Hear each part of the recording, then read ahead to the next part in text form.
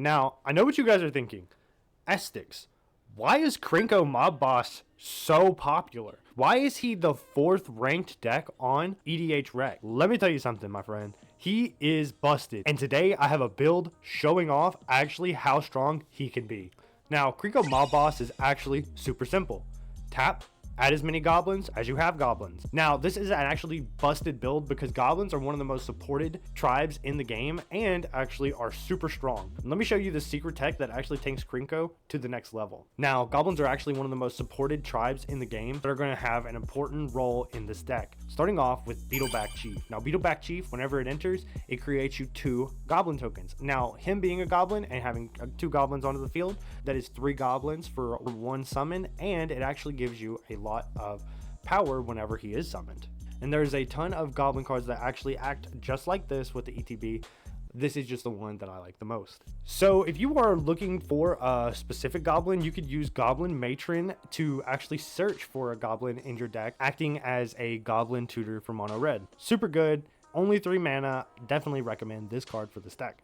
And if you're searching for a really good goblin, you could search for Goblin War Chief. Now, Goblin War Chief actually makes all goblins that you control cost 1 less to cast, and that is really good because you are going to be stacked full of them. And on top of that, it gives all of your goblins haste. So if you have someone that is tapped out and then you tap your Krenko and you summon a ton of goblins, you can go ahead and swing in for a win. And these actually are the type of explosive turns that makes these type of decks really good. So keep it interesting for sure. Or my 4th card is actually Sear Slicer Goblin. So Sear Slicer Goblin is actually really good because whenever you attack, you can actually create a goblin. So this actually gives you an additional goblin, and if Krenko is not tapped before blockers are declared, that gives you an additional goblin for a summon, and it also allows you to be more aggro like the deck wants you to be. This is actually really good for triggering some stuff with ETBs, which will be important for later in the deck build. Now, a card that I really recommend to really capitalize off of your goblins is Spike Shot Goblin. Pay 1 and then tap him, and he deals damage equal to his power to any target. So that's going to be good for blowing up an opponent or a creature that is dealing a lot of damage to you. This actually could be paired up with one of the equipments that I have in the build later on to actually insta-kill any opponent in the room. Now, going on to the cards that are actually going to absolutely overwhelm your opponents, and these are the cards that are very important to just keep everything kind of based on you alone getting the advantage over an opponent and just blowing over them, really pushing you ahead and moving along in the game. Starting off with Ferocious Dragon, which reads Flying and Devour 1. Whenever Ferocious Dragon enters the battlefield, it deals damage to a creature or player equal to the number twice as many goblins it devoured. So whenever you sacrifice a goblin, this is actually now turning them into a burn spell, which is actually really cool because you could sacrifice tons of goblins with Krenko, because even though he wants to keep as many goblins on the battlefield as he can, he does not mind to sacrifice everything to deal so much damage and basically TKO an opponent on its own. Now, my second card is actually Pashalik Mons. Now, Pashalik Mons is actually a really underrated goblin, I think, for what it does. So it actually gives you goblins at 2 times speed, so you get 2 ETB triggers off of sacrificing goblins, and whenever you sacrifice a goblin, it deals 1 damage to any target. So that gives you a 2-for-1 deal, and it also allows you to, whenever you sacrifice to get the 2-for-1, you get another one. So that is actually just kind of like a fire sale. You can buy it while it's there. So my third card in this synergy is actually Fiend Lash, which gives you +2 and reach, which is really good, as well as whenever your creature is dealt damage, you can deal damage equal to this creature's power to any target, which is really awesome. So this is really good for basically pumping up everything and giving you a drop on it, and this actually pairs up perfectly with another card, our 4th card, Pen and Blade. Now, Pen and Blade actually gives you a +1/+1 for each creature you control, which is actually really good for dealing damage equal to the amount of creatures you control, on top of having that creature to attack again if you want to. So this can actually go so out of control so quick. And if you have Pen and Blade with something like Goblin Spike Shot, like I mentioned earlier, you can actually attach it, give it all of the power of all of your creatures onto it, and then you can also tap it, deal damage, and if you have Fiend Lash, you could also, or to do more damage to an opponent. So you could do this like 2 or 3 different times in one turn and basically knock out 2 to 3 opponents per turn. But last and definitely not least, Zada Hedron Grinder.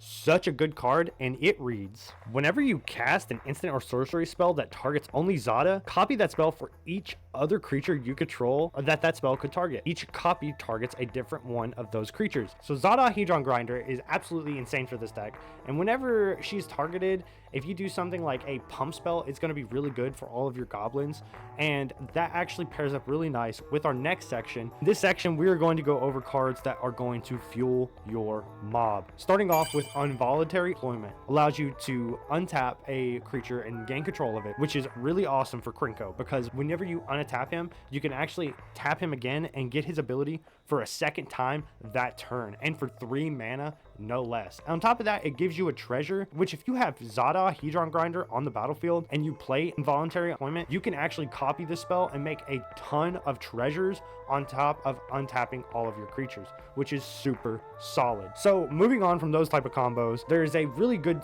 commander synergy that I want to bring up, and I'm going to bring up Molten Gatekeeper, which actually, whenever a creature ETBs, it pings each opponent for 1 damage. You actually hear about me talk about these kind of cards a lot, but usually you hear me talk about Impact Tremors. Now, the reason I'm kind of moving away from Impact Tremors and going on to Molten Gatekeeper is because he is an artifact, which it's a lot easier to get an equipment out of the graveyard than it is an enchantment, in my opinion. So I like to run him for basically a sureness factor of the game. He's really good synergy, also really easy to reoccur. My third card is actually Barrage of Expendables, which allows you to sacrifice a creature and deal 1 damage to any target, which is actually pretty fun. As long as you have 1 red mana to pay for it, it can basically seal a game for you. If you need 3 more damage, you could basically sacrifice 3 goblins and deal 3 more damage, and you're gonna have plenty, so why not?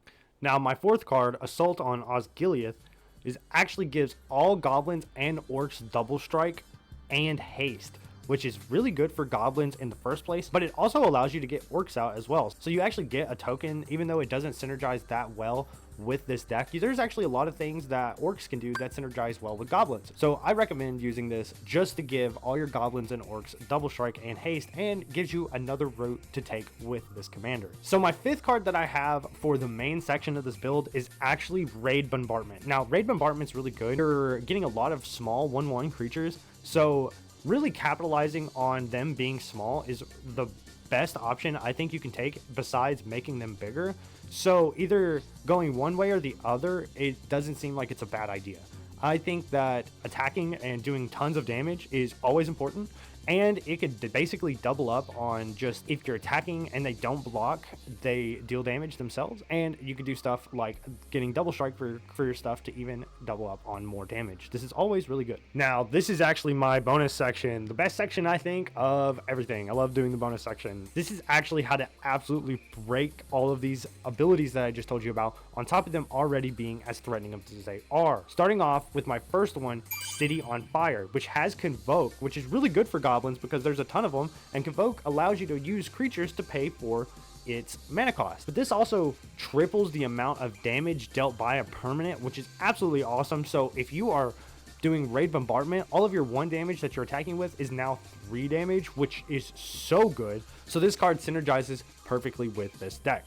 My second card is Kiki Jiki. Now, Kiki Jiki is really good for the ETB goblins and other goblins that allow you to do something on entry, like Goblin Martin. But also you could use Fable Mirror of Kiki Jiki, which is also really good because it does the same thing. You just gotta wait 2 turns to get there, but it gives you a goblin, it gives you a treasure producer, and it allows you to fix your hand. Now, my third and final bonus card is actually General Crete. Now, General Crete is super good. It is a Impact Tremors and a Krenko built in together.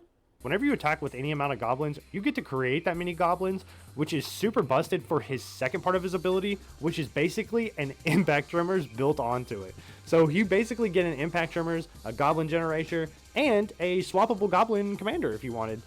Super solid, does the same thing, but Krenko, I think, is probably going to be the better producer of goblins than this. And honestly, I think he's cooler. Now, for my final thoughts, I think that it should go without saying I didn't mention any of the 2 other Krenkos, and that is actually because I think those are just obvious auto includes into a Krenko deck because they are so important for him in general, but they all are built differently. So if you wanted to run any 3 of these Krenkos, you could build 3 completely different decks, and they would all run differently and all be very good. So I actually recommend expanding and doing other things with Krenko outside of just this specific Krenko. If you want to see any more of these, please let me know in the comments below. I'm thinking about building all 3 Krenkos, and I love goblin decks, so it wouldn't hurt me a bit. I would love it. If you guys are not interested in goblins or maybe interested in a different tribal deck, one of these videos over here. Thank you guys for watching, and happy castings. See you in the next one.